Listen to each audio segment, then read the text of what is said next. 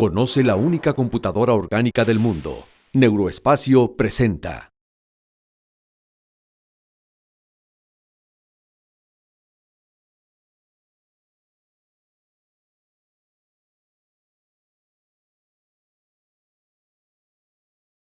Muy buenos días, muchas gracias por acompañarnos el día de hoy, en el que platicaremos sobre realidades y algunos de los mitos que envuelven a la enfermedad de Parkinson.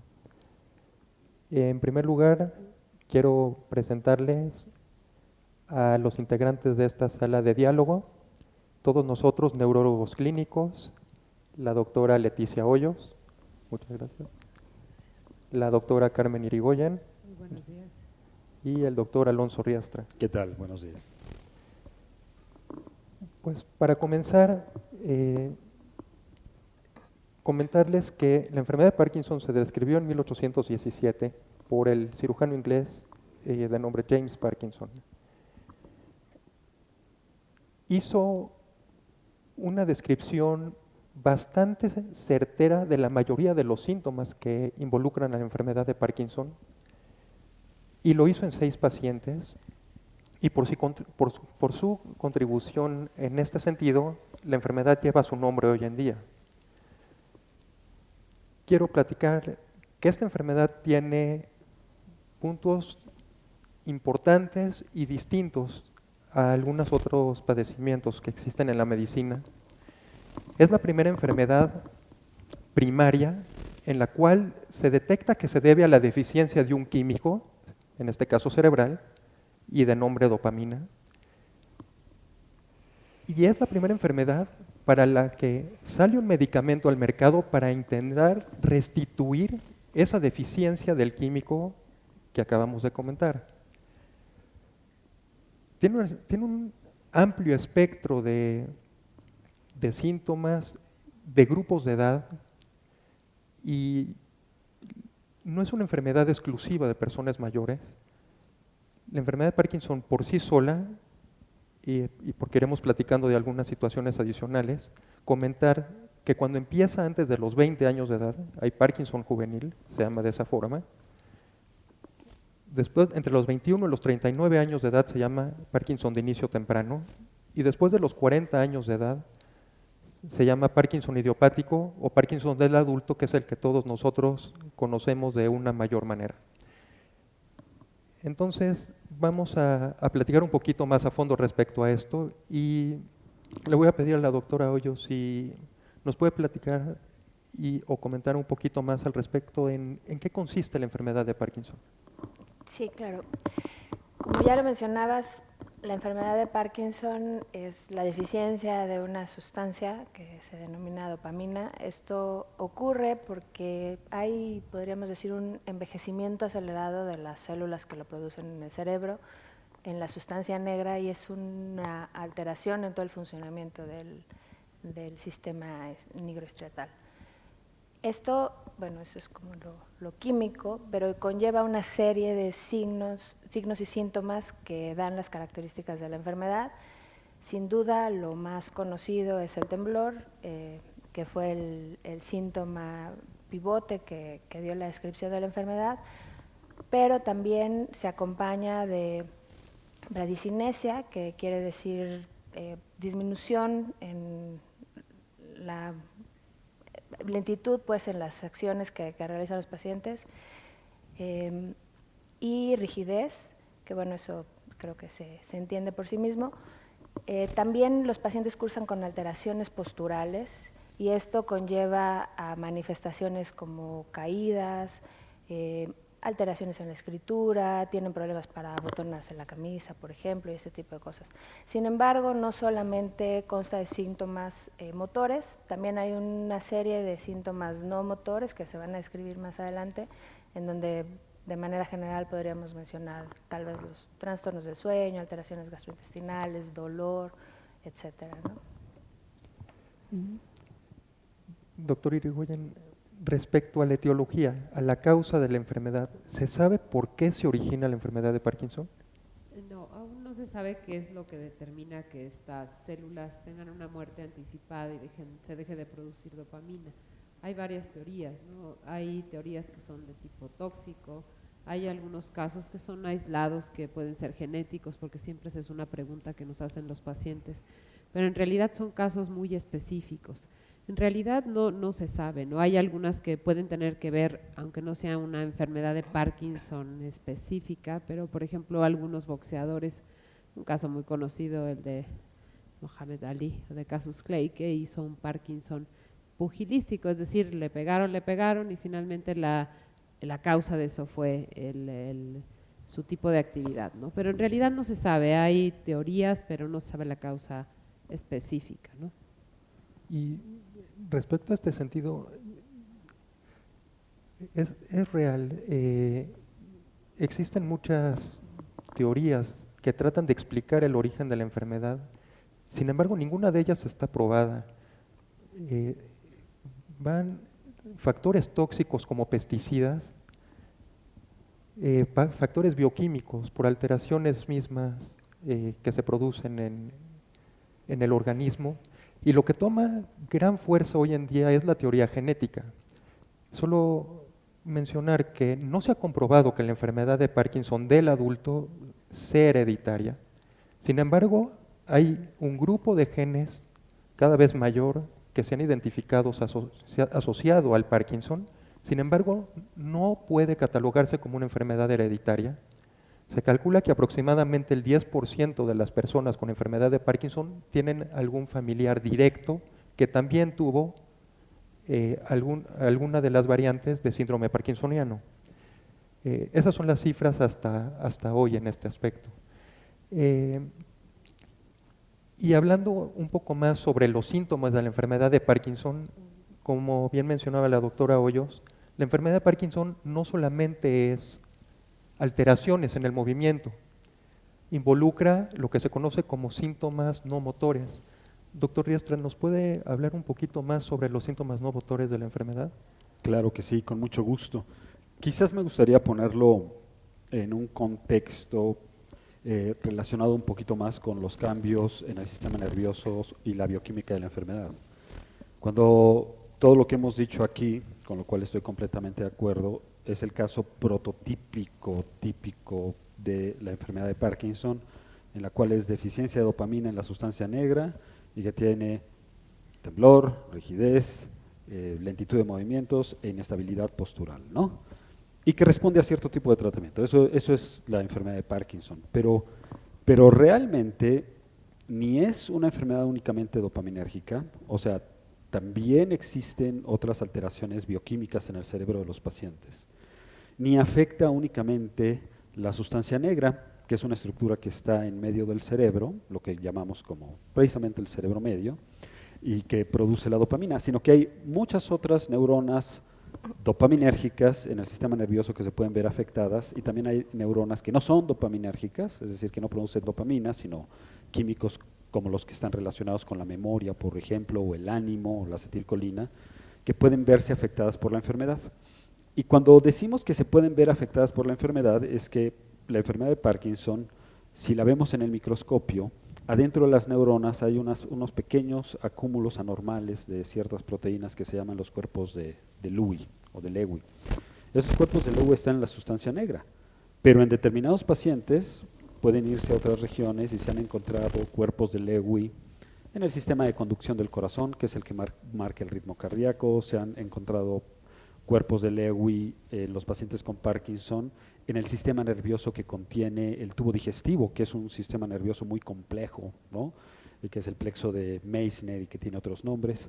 Se han encontrado cuerpos de Lewy en las carótidas, en unas estructuras especiales que controlan también la presión arterial, y ni hablar que se han encontrado en enfermedades de Parkinson más complicadas, se han encontrado en la corteza cerebral que produce el pensamiento, la memoria, en fin, ¿no? Entonces, cuando nosotros vemos a un paciente con Parkinson, debemos de saber efectivamente que no es solamente un trastorno del movimiento, aunque es el trastorno del movimiento prototípico, ¿no? La enfermedad de Parkinson. Los pacientes con Parkinson tienen trastornos cognitivos probablemente. Algunos de ellos pueden llegar a desarrollar demencia y son formas de demencia especiales, como la demencia con cuerpos de Lewy. Algunos de ellos se pueden combinar con enfermedad de Alzheimer, pero aunque no lleguen a presentar demencia, sí presentan algunos de ellos algunas alteraciones de la concentración, de la atención, de la memoria e inclusive de otras funciones como la función espacial, la capacidad de navegar en el espacio, ¿no?, de relacionarse con el medio ambiente. E insisto, sin necesidad de que sea una demencia o que sea estrictamente invalidante estas manifestaciones, pero sí pueden influir en el estilo de vida de un paciente, ¿no? Además de lo cognitivo están las manifestaciones del ánimo. Sabemos que los pacientes del ánimo sufren de depresión y no solamente por la incapacidad percibida. Con esto nos referimos a que se han tomado grupos de pacientes, por ejemplo, con enfermedades ortopédicas, que tienen el mismo grado de incapacidad que los pacientes con Parkinson, ¿no? Y los pacientes con Parkinson presentan mayor casos de depresión que los pacientes con otras enfermedades que también producen inmovilidad, como la artritis y demás, ¿no? Entonces esto nos hace suponer que es el defecto bioquímico o los defectos bioquímicos en la enfermedad de Parkinson, que además tiene sentido porque la dopamina está relacionada con motivación y está relacionada con algunos aspectos del ánimo, que los pacientes también sufren de depresión. Tienen toda una variedad, como ya dijimos, de trastornos autonómicos, es decir, del sistema nervioso que actúa sin intervención de la voluntad y que produce las funciones automáticas del cuerpo. El más importante es el del sueño, ¿no? Y casi por ser tan importante lo pondríamos aparte, ¿no? Los pacientes con Parkinson tienen un montón de trastornos del sueño, tienen insomnio, para empezar. La dopamina es muy importante para que la arquitectura del sueño se lleve a cabo de la forma adecuada. Por eso los pacientes necesitan medicamentos también en la noche, no solo para moverse, ¿no? Pero además del insomnio pueden tener parasomnias, es decir, que estos pacientes hablan en la noche o patean o dicen cosas, o inclusive un trastorno muy comúnmente reconocido por nosotros, que es el trastorno del sueño MOR, que es que los pacientes cuando están soñando, actúan los sueños y quieren matar a la esposa, no, y dicen, ay, fue el Parkinson. No, no es cierto. Pero pueden pasar este tipo de cosas, decir, no, oye, me estaba hablando, estaba diciendo cosas, estaba echando un discurso cuando estaba dormido, pero estaba dormido, y es un trastorno del sueño MOR, ¿no? También los pacientes dentro del lado autonómico pueden tener trastornos de la presión arterial en los cuales andan, por ejemplo, mareados o se sienten débiles, por lo que nosotros llamamos hipotensión postural y que interesantemente puede ser incrementado por alguno de los medicamentos. Pueden tener un trastorno funcional digestivo, es decir, a veces tienen estreñimiento, a veces tienen diarrea, es un poco impredecible, a eso también le agregamos efectos de medicamentos y se puede poner un poco complicado. Sufren de dolor crónico. Está visto que los pacientes con Parkinson tienen alteraciones sensitivas, es decir, la dopamina no solamente contribuye a la parte motriz de la conducta, sino también a la parte de cómo percibimos el mundo. De esto podríamos hablar mucho, ¿no? Pero, por ejemplo, cuando hacemos pruebas en los pacientes con Parkinson, sí pueden discriminar puntos de contacto en la piel, qué tan intensamente sienten los estímulos. Vemos que hay variaciones en ese tipo de funciones, ¿no? Entonces, digo, con honestidad creo que podríamos dedicarle 3 neurotox a los aspectos no motores de la enfermedad de Parkinson, pero creo que con esto damos una idea de que es una enfermedad compleja y que todos estos síntomas tienen implicaciones, ¿no?, en la vida del paciente y en el tratamiento. Es un tema sumamente extenso y que deriva en una subespecialidad interactuando con otras tantas, ¿no? Y sobre el diagnóstico, ¿cómo se diagnostica la enfermedad de Parkinson, doctor Hoyos? Pues el diagnóstico de la enfermedad sigue siendo clínico, en donde hay que ver que el paciente presente todos los síntomas, bueno, no todos, los síntomas que ya mencionamos en mayor o menor grado, no tiene que presentarlos todos al mismo tiempo. Hay una serie de criterios diagnósticos para ayudar a esto. Nos podemos apoyar actualmente de algunos estudios de neuroimagen, la resonancia magnética, incluso se ha usado el gamagrama, etcétera. Pero también hay algunos estudios de sangre como biomarcadores y demás que se están utilizando todavía de manera más experimental que de rutina, pero ninguno de estos es definitivo, o sea, nada te dice esto sí es o no es Parkinson, hay que hacer el conjunto de los signos y bueno, sin lugar a dudas el diagnóstico sigue siendo histopatológico, sin embargo no se hace una biopsia cerebral para decir si el paciente tiene o no tiene Parkinson, porque al final el tratamiento está encaminado a tratar los síntomas del paciente y pues es finalmente lo que nos tenemos que abocar y el tener el diagnóstico histopatológico no te va a cambiar realmente el tratamiento del paciente, ¿no? Y justamente tratando el tema de opciones terapéuticas de tratamiento, ¿qué opciones de tratamiento hay para la enfermedad de Parkinson, doctor Irigoyen?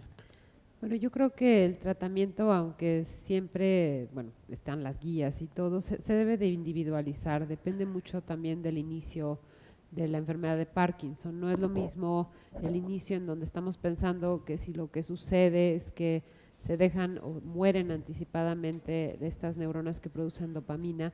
Bueno, al principio, a veces para evitar algunos síntomas que dan las medicinas que suplen la dopamina, podemos usar algunas cosas que se llaman, por ejemplo, agonistas dopaminérgicos. Es decir, todavía hay cierta producción y lo que estamos haciendo no es suplir, sino optimizar el hecho de que haya todavía algunas neuronas que lo producen y entonces pueda servir. Cada paciente se debe de decidir qué se va a hacer, o sea, no es lo mismo empezar a un paciente que tiene 40 años que inicia con la enfermedad, que probablemente lo mejor que puedes hacer es dar un agonista dopaminérgico, a cuando ya llevan mucho tiempo de evolución y por más que des este tipo de medicamentos vas a necesitar suplir la sustancia, ¿no? Es decir, ahí ya les vas a dar dopamina y bueno, esto tiene sus bemoles porque eso es lo que tienes que dar de tratamiento, sin embargo sabes que vas a tener efectos colaterales estos pacientes y hay que explicarles muy bien. Es que cuando están tomando mucho tiempo dopamina hacen movimientos anormales que no son ni el temblor que ellos ya tienen ni los síntomas motores, sino tienen movimientos que no pueden controlar, que se llaman disinesias, en donde están como si fueran un costal de gusanos y en realidad son también muy incapacitantes, a veces tan incapacitantes como la misma rigidez y la misma bradicinesia. Y bueno, pues básicamente es individualizar, pero sí depende mucho de la edad de inicio y en qué momento también se diagnostican, porque hay veces que el diagnóstico de enfermedad de Parkinson, ya cuando lo ves en retrospectiva, te das cuenta que ya había síntomas, pero no se le dieron importancia, ¿no? Entonces, también depende cómo te llegue el paciente, pero básicamente son ese tipo de medicamentos, algunos que van encaminados a quitar el temblor, algunos que la verdad hay que tener mucho cuidado de usarlo, como unos que se llaman anticolinérgicos, porque realmente y sobre todo en los pacientes mayores pueden hacer desastres, pero bueno, cada paciente es diferente, ¿no? Pero esto es lo que se hace. Vamos a hacer un pequeño espacio para ver un video y volvemos. Y abarcando un poquito más respecto a los tratamientos, quiero mencionar un poco sobre lo que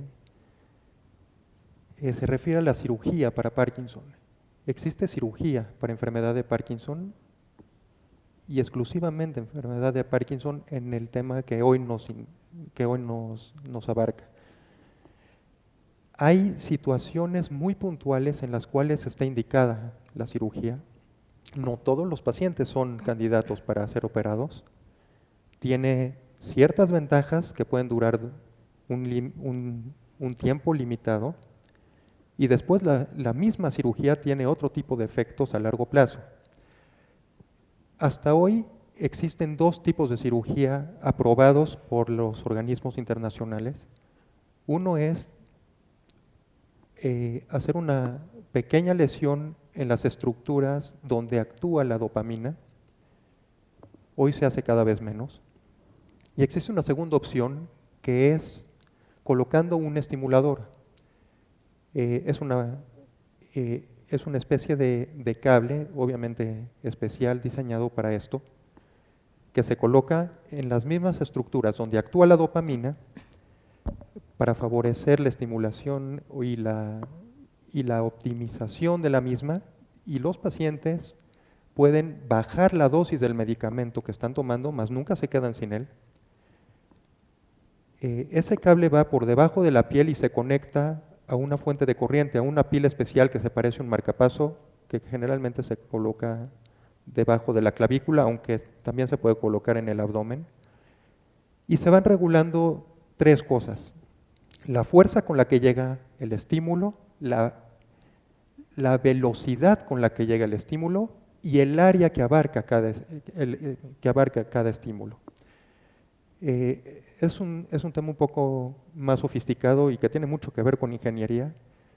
Cada vez hay aparatos más nuevos y para no ir tan lejos, en los próximos 6 años, ni siquiera los neurólogos vamos a tener que intervenir en esto. Los pacientes solitos van a saber identificar qué necesitan hacer con cada uno de los parámetros, y esto ya se está desarrollando en Johns Hopkins, es decir, hay mucha investigación y avance tecnológico en este aspecto.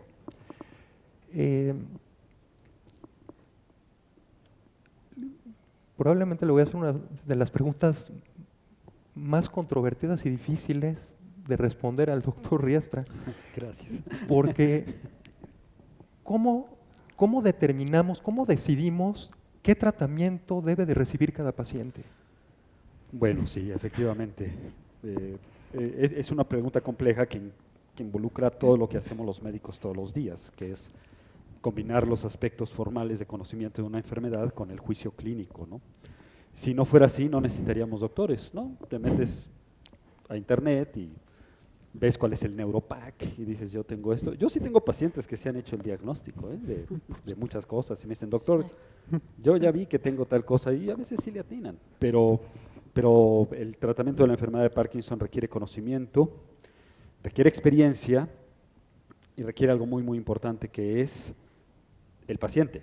Tomar en cuenta específicamente las necesidades del paciente que tenemos enfrente, ¿no?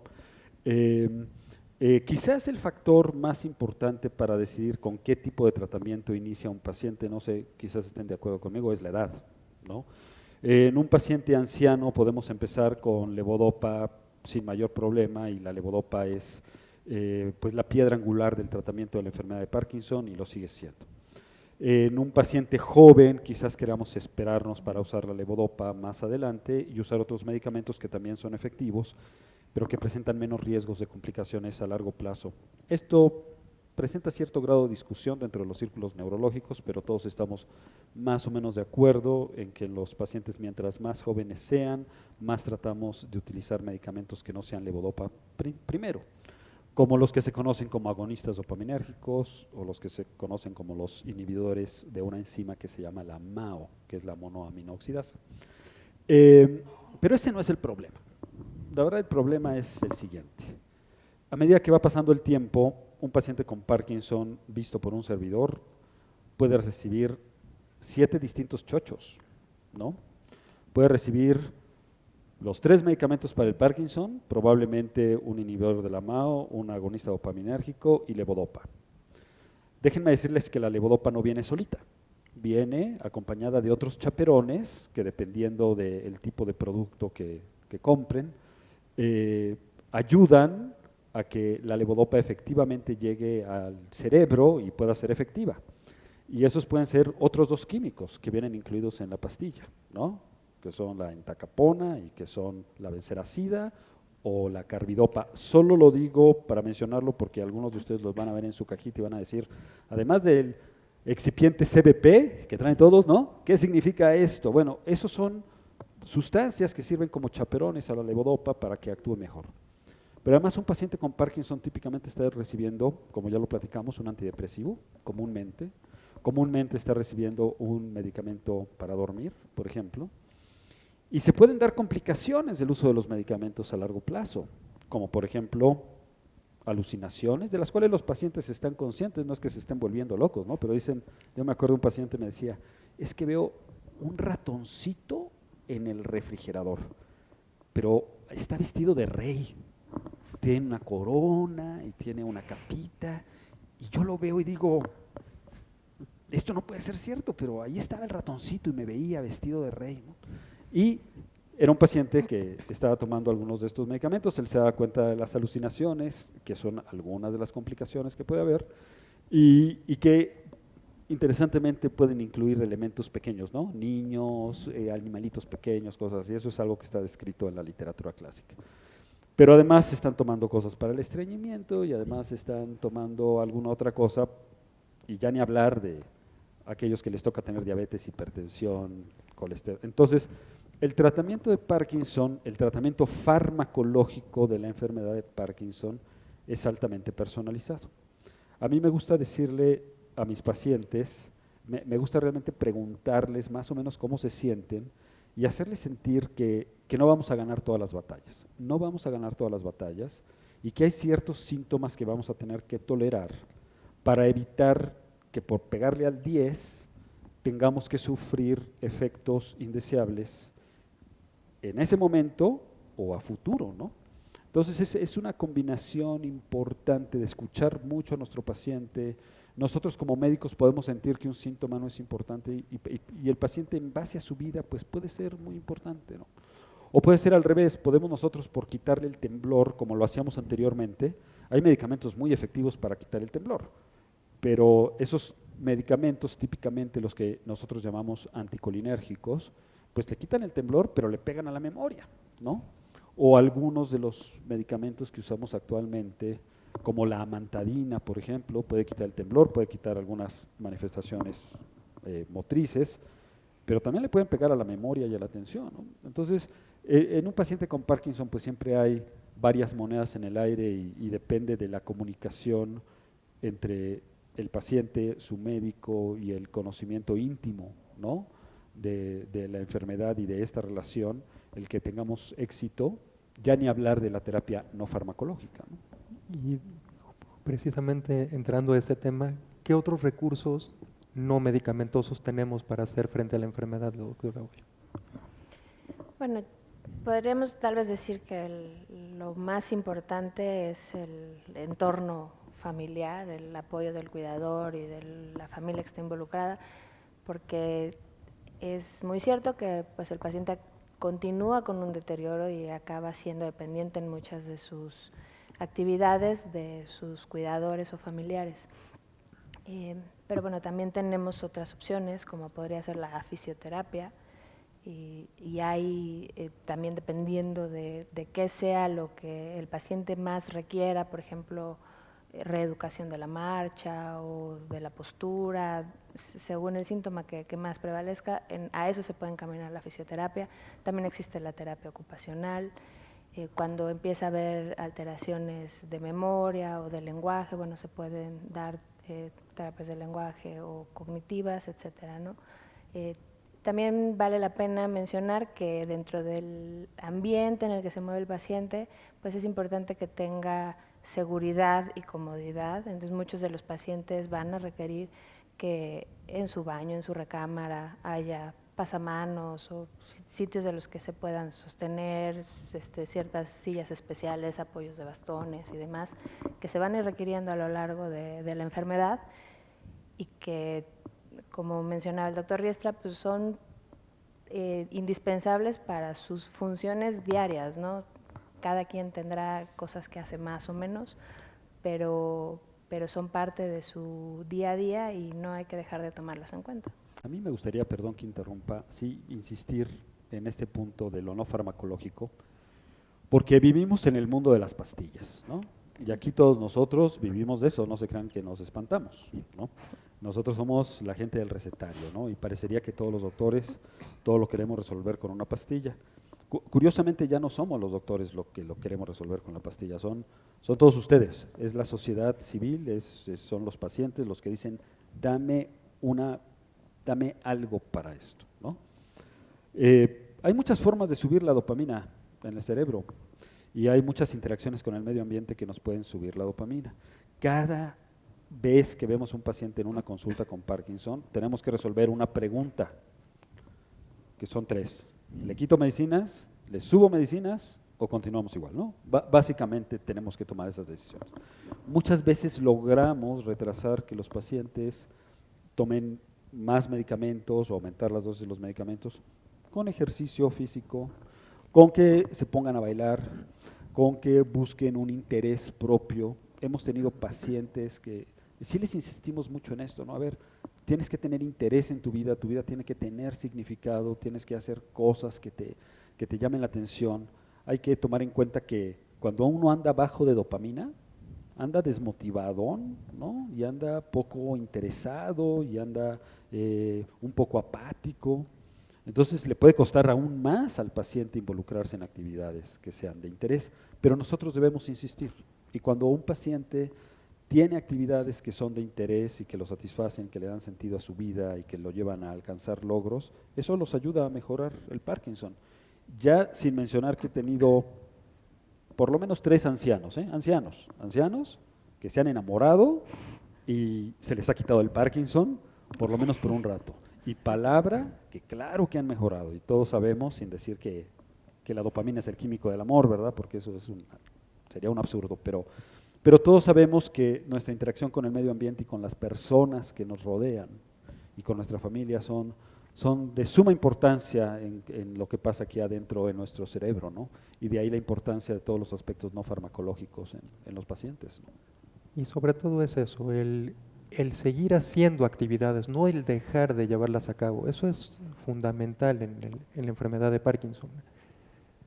Y tratar un mito muy, muy puntual.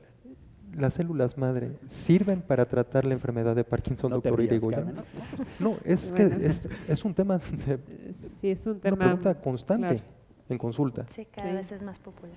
Sí, bueno, es muy popular como la marihuana, pero bueno, yo creo que algo muy importante y hay que entenderlo, o sea, si ya se pudiera hacer que las células madres se convirtieran en células productoras de dopamina, pues bueno, ya estaríamos con la cura de la enfermedad de Parkinson, ¿no?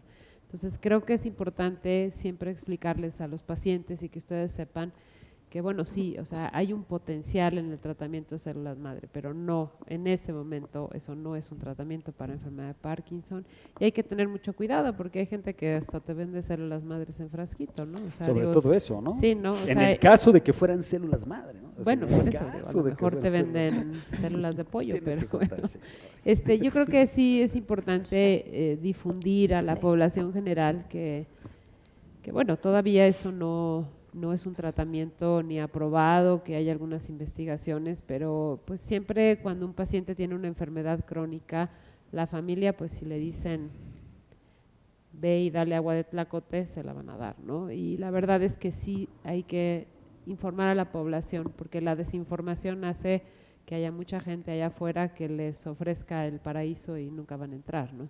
Entonces, todavía no, o sea, no existe eso en este momento. Que haya investigaciones y todo eso es diferente, pero no es un tratamiento. Y esto es cierto. La desesperación de las personas, de la familia, lleva a fomentar que los charlatanes se vuelvan multimillonarios con esto. Y es con todas sus letras. Efectivamente hay mucha investigación en este sentido, sin embargo no es algo aprobado. Me gustaría cerrar y pedirle a cada uno de ustedes algún comentario final antes de terminar el Neurotalk, doctora Bellos. Bueno, a mí me gustaría decir que efectivamente tratamientos pues hay muchos y como ya se mencionó, depende de cada paciente que requiera. Y sin lugar a dudas lo más complicado, no solo en el Parkinson, en cualquier enfermedad, es el cambio de hábitos, que muchas veces son necesarios cuando te estás enfrentando a algo nuevo en tu vida. Como lo hemos mencionado, a lo mejor hacer actividades que antes no hacíamos, si no hacías ejercicio, pues ahora tienes que hacerlo, si no eras ordenado con los horarios, con los medicamentos, con el sueño, etcétera, porque al final todos esos factores también son muy importantes en el éxito o fracaso de un tratamiento y en la evolución de la enfermedad, ¿no? Sí, creo que bueno, esta parte es un arte realmente tratar el Parkinson porque además es una receta de cocina para cada uno y considero también que es importante que hay que involucrar a la familia porque la familia es parte importante de lo que el paciente vaya a lograr aparte de todos los medicamentos que le podamos dar nosotros, ¿no? Y entender la enfermedad de Parkinson como algo general, o sea, no como solo un trastorno de movimiento, sino una alteración del paciente, de la familia y de todo su núcleo. Y para cerrar con broche de oro, doctor Riastra, por No, favor. vas a cerrar tú, perdón. A mí me gustaría transmitir una idea y enfatizar otra, ¿no? La primera es que el Parkinson da mucho miedo. Es algo que yo todavía me sorprende. Vemos pacientes con tumores cerebrales y les decimos, ¿tiene usted un tumor cerebral? Y bueno, pues sí se asustan y luego dicen, bueno, ¿y qué sigue? ¿Quimio, radio? ¿Me lo van a quitar o no? ¿No? Y vemos pacientes y les decimos que tienen Parkinson y bueno, una nube espantosa de tormenta invade el consultorio en ese momento y la gente tiene todo este tipo de asociaciones terriblemente perniciosas con respecto al Parkinson. Aquí está, luego la silla de ruedas, voy a terminar inválido, en fin. Yo creo que hay algo con respecto a la enfermedad en sí misma, en que los pacientes están un poco más ansiosos, son un poco más obsesivos, ¿no? Que los pacientes comúnmente buscan muchas opiniones hasta que finalmente se les confirma el diagnóstico del Parkinson, o hasta que finalmente ellos se sienten suficientemente convencidos de que lo es. Y que genera mucho miedo. Y yo les quiero decir a la gente que no tengan miedo. El Parkinson se trata, no se cura, no se cura. Y no hay absolutamente nada para evitar que progrese o que regrese. Creo que es un punto que vale la pena hablar, ¿no? Todos los tratamientos de los que hemos hablado y cuando nos dicen nuestros pacientes, es que ya me siento mucho mejor y es que ya me dieron este medicamento, ya me hicieron esta cirugía, ya me hicieron tal procedimiento y ahora ya me siento mucho mejor, tenemos que decir muy claramente que se sienten así porque están experimentando los efectos positivos del tratamiento. Si ese tratamiento se quita, ese paciente vuelve a estar como si nunca en su vida hubiera sido tratado. Y por eso en ese sentido tampoco se angustien mucho si empieza el tratamiento un año antes o un año después o demás, porque a veces los pacientes nos dicen, es que he perdido tiempo. Pues la verdad no ha perdido tiempo, quizás ha perdido calidad de vida, si pudo haber recibido un tratamiento antes, pero no ha perdido tiempo porque no hay nada en la medicina que nos haga hacer que un paciente con Parkinson no evolucione como sea que vaya a evolucionar. Eso es algunos más lento, otros menos lento, eso nadie lo puede saber. Pero entonces el primer punto era no tener miedo, el Parkinson se trata en manos de expertos, es una enfermedad con la que se puede vivir por mucho tiempo, por mucho tiempo. Y el otro punto es que el diagnóstico es clínico, eso significa llegamos al diagnóstico hablando con el paciente y poniéndole las manos encima. Los pacientes se enfrentan a todo tipo de estudios, a todo tipo de tecnología y a todo tipo de abusos, diciéndoles que con tal cosa se les va a diagnosticar el Parkinson. El Parkinson, nosotros los neurólogos decimos es un diagnóstico de camión, porque vas en el camión y ves a alguien, un ojo entrenado, dice este paciente tiene Parkinson. Confíen en su médico cuando el médico, dándole vueltas a la cabeza, moviéndoles el brazo, viendo si tiembla o qué tan rápido camina, le dice, señora, señor, usted tiene enfermedad de Parkinson, así se hace el diagnóstico. El resto de los estudios es, como siempre, para descartar que no haya otra cosa que nos pueda confundir y que den manifestaciones de Parkinson cuando en realidad podría ser algo más, ¿no? Son los dos únicos puntos que creo que son muy importantes que recalquemos, sobre todo para una audiencia general, ¿no? Y digo, sobre todo es eso, es una enfermedad con la que cada vez tenemos más recursos para intentar controlarla y mejorar la calidad de vida. El objetivo primario es eso, tener una mejor calidad de vida. En México, y yo sí creo que es una cuestión social, es una cuestión de nuestra sociedad, hay un temor enorme a escuchar la palabra Parkinson, como también lo existe para la enfermedad de Alzheimer. Sí. Hay palabras muy claves que causan mucho miedo en las personas. Esta frase me la dijeron hace 11 años exactamente, y lo quiero dejar como mensaje final. Nuestra mente es sumamente poderosa y va mucho más rápido, aunque forma parte de nosotros, va mucho más rápido de nuestros deseos, de lo que queremos. Y esa frase es, no se anticipen a hechos que no han acontecido. Y esto no es solamente en la medicina, es en la vida. Y bueno, les agradezco mucho su atención y con esto cerramos el Neurotalk y vamos a dar pie a la sesión de preguntas. Un aplauso que para pueden los tener. especialistas, por favor. A ustedes. Al público. Gracias a todos ustedes por venir. Inicia la sesión de preguntas y respuestas. ¿Alguien quiere participar? Primera pregunta, vamos corriendo. Perfecto. ¿Hay alguna variante de la enfermedad que se manifieste, que tenga la sintomatología también de temblores, pero que realmente no sea Parkinson? Sí, de hecho, la primera causa de temblor no es enfermedad de Parkinson, es una variante de temblor, sí, hereditario, que se llama temblor esencial. El 80% de las personas con temblor tienen este tipo de temblor. El temblor esencial no es Parkinson, sin embargo, no es la única enfermedad. Hay algunas otras situaciones, síntomas clínicos que pueden asociarse muchos años después a enfermedad de Parkinson, y eso no quiere decir que el temblor esencial y algunos otros se transformen en enfermedad de Parkinson. Son asociaciones descritas. Hay un término que nosotros usamos también, tratando de no agregar confusión. Es demasiada información la que tenemos que darle a un paciente en el consultorio, como para además profundizar demasiado en todas estas enfermedades, ¿no? Parece ser que el Parkinson es un modelo prototípico de un grupo mucho más grande de enfermedades, a las que llamamos en términos generales parkinsonismo. Ese parkinsonismo son una docena de enfermedades que tienen nombres largos y distintos, ¿no? Ya de hecho ya no les llamamos por su nombre como, no sé, parálisis supranuclear progresiva, degeneración corticobasal, degeneración estriatal, en fin. Antes le llamábamos síndromes de Parkinson Plus, algunas de estas, porque se acompañaban de los datos del Parkinson y de otras manifestaciones, que son manifestaciones no motrices de esto, ¿no? El hecho es que a lo que le llamamos Parkinson idiopático es una enfermedad más o menos clara, que tiene las manifestaciones que dijimos.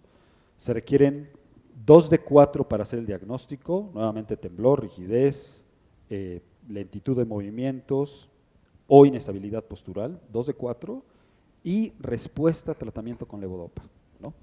Entonces, cuando alguno de nuestros pacientes en una consulta inicial nos dice, oiga doctor, ojalá no sea Parkinson, y nosotros estamos viendo parkinsonismo, nosotros decimos, ojalá sea Parkinson, ojalá responda a levodopa, porque si no responde a levodopa, si no responde claramente a levodopa, entonces el pronóstico se vuelve un poquito más complicado, porque tenemos muchos menos elementos farmacológicos para tratar a ese paciente, ¿no?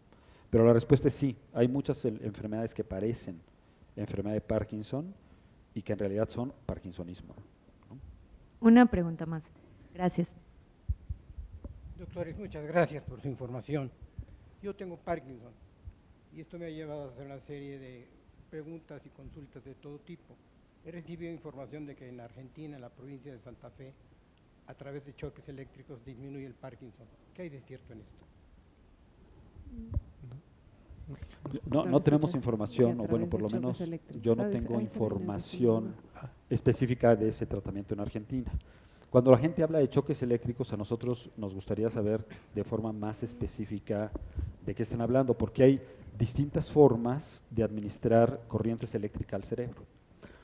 Una de las formas es la que ya dijo el doctor Lester, ¿no? Que es la estimulación a través de neuroestimuladores propiamente dichos. Pero hay otro tipo de corrientes eléctricas, que es la corriente directa, aplicada directamente al cerebro y demás. Creo saber a qué va encaminada esa pregunta. No se refiere probablemente a la cirugía para Parkinson.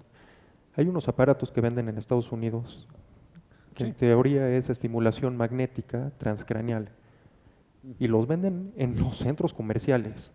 No, la respuesta es, ese tipo de tratamiento tampoco está probado que sirva para mejorar los síntomas de la enfermedad de Parkinson. Se hacen... Y perdón, solo sí quiero elaborar un poquitín en esto, cuando hablamos de esto, de choques eléctricos, ¿no? Solo aclarar que eso puede significar muchas cosas. A veces, efectivamente, no son choques eléctricos, son choques magnéticos, ¿no? Es estimulación magnética transcraneana de la cual hay distintos tipos y que la mayoría de las veces es inefectiva para la mayor parte de las enfermedades para las cuales se ha usado. Otra es la estimulación con corriente directa, que inclusive se usa en la población general, se ponen unas diademas las personas que les dan toques, literalmente, y que sirven para concentración, para memoria, para atención. Los chavos que usan videojuegos, los gamers que les llaman, es de una cultura ponerse estas diademas porque dicen que les aumenta su capacidad. Y puede haber un poquito de ese efecto, pero nada que sea significativo desde el punto de vista terapéutico para el Parkinson. Y lo otro de lo que quiero hablar es propiamente dicho, como lo que la gente dice, los electrochoques, ¿no? Que es la terapia electroconvulsiva. La terapia electroconvulsiva, que es anestesiar al paciente y administrarle una corriente eléctrica que lo lleve a tener actividad epiléptica en el cerebro, ¿no? Se ha usado durante mucho tiempo con buenos resultados para la depresión refractaria. También se ha usado para la enfermedad de Parkinson. Y la razón por la que sabemos esto es porque pacientes que tenían Parkinson y depresión refractaria se les daban terapia electroconvulsiva y mejoraban de la depresión y del Parkinson, lo cual es algo muy interesante. Y también sabemos que los pacientes que tienen Parkinson y epilepsia, a veces cuando tienen crisis convulsivas, después de las crisis durante un periodo, mejoran los síntomas parkinsonianos. Y esto probablemente se deba a que de alguna forma se reajustan pues, ciertos niveles de químicos cerebrales después de una convulsión, ¿no? Pero como terapia establecida realmente más que lo que mencionó el doctor Lester con los estimuladores intracraneanos, no hay nada más realmente probado o aprobado, ¿sí? Una pregunta más por acá. Buenas tardes. Sin duda, cuando te dicen Parkinson, pues como decían, sí te espanta, ¿no? Hace menos de 15 días llevé a mi mamá a consulta y pues le dijeron, pues tiene Parkinson. Mi mamá es diabética e hipertensa, entonces digo, no me quiero imaginar un cuadro con Parkinson. ¿Cuál sería este cuadro? Perdón, Ok. no se escuchó bien. ¿No te quieres imaginar un qué? No me quiero imaginar el cuadro teniendo diabetes, hipertensión y ahora Parkinson. O sea, en este caso con pacientes con diabetes e hipertensión, ¿cómo aplica un tratamiento? ¿Qué tan pronto es esta fase degenerativa del Parkinson? De hecho, son padecimientos totalmente independientes. Ahí lo que entra es elegir el mejor medicamento para, en este caso, para su mamá. Pero esto no acelera la progresión del Parkinson, tampoco la hace más lenta, es decir, son factores totalmente independientes. De hecho, pacientes con hipertensión, diabetes y cualquier otra cosa, vemos todo el tiempo, no te preocupes, ¿ok? De veras, es muy común que un paciente con Parkinson tenga otras enfermedades degenerativas, ¿no? Crónico-degenerativas.